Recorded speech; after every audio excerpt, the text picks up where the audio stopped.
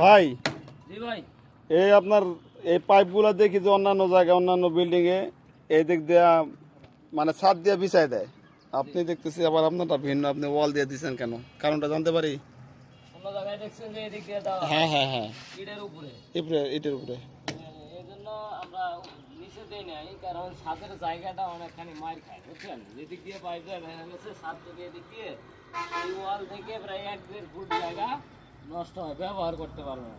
জি এই জন্য আমরা ওয়াল দিয়ে দিয়েছি, কিন্তু এই জায়গাটা এই যে রেলিংয়ের যে ডিজাইনটা, জি এই ডিজাইনটা যদি না থাকতো তাহলে আমরা একবারে উপরে টপ লেভেল করে দিতাম। জি তাহলে মানুষ মানে যারা উঠবে উপরে তারা আর এখানে পাও দিতে পারবে না এইভাবে, জি ঠিক আছে?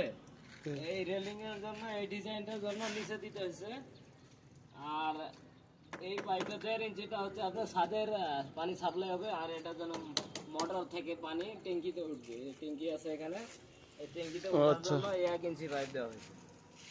ও আচ্ছা আচ্ছা, ধন্যবাদ একটা গুরুত্বপূর্ণ পরামর্শ দেওয়ার জন্য। ঠিক আছে।